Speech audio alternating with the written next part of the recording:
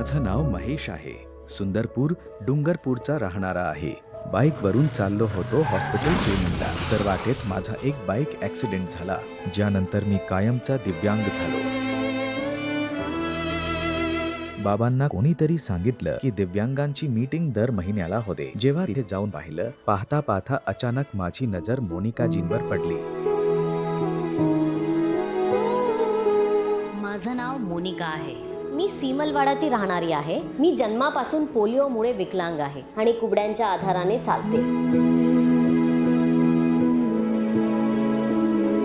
दिव्यांगांची आमची मीटिंग असते, तिथे मी पण गेले होते. तिथे आमचं बोलणं झालं आणि ओळखही झाली. माझी जी प्रॉब्लेम होती ती मी सांगितली आणि त्यांची कंडिशन त्यांनी सांगितली. मग आमच्या लग्नाची गोष्ट निघाली. पण दोन्ही कुटुंबांची अशी कंडिशन नव्हती की ते लग्न करू शकतील.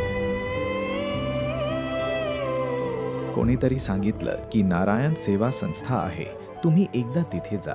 कुटुंबाला घेऊन गेलो. तिथे एक दिवस दाखवलं. 31 ऑगस्ट आणि 1 सप्टेंबर 2024 रोजी खूप थाटामाटात आमचं लग्न झालं. त्या दिवसापासून आमच्या जीवनाचा एक नवीन अध्याय सुरू झाला. तुम्हा सर्वांच्या आशीर्वादाने आमच्या घरात एक लहानसं गोड बाळपण आहे, जे आमच्या आयुष्यातील सर्वात मोठी खुशी आहे.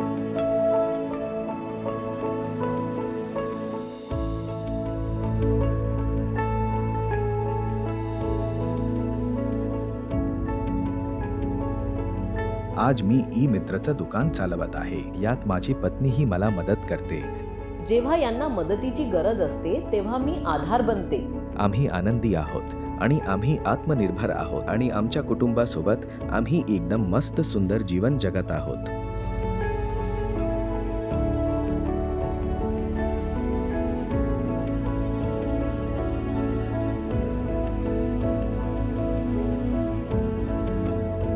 आम्ही आनंदी आहोत आणि आम्ही आत्मनिर्भर आहोत आणि आमच्या कुटुंबासोबत आम्ही एकदम मस्त सुंदर जीवन जगत आहोत. या आनंदासाठी मी नारायण सेवा संस्थानाला खूप खूप धन्यवाद देऊ इच्छिते.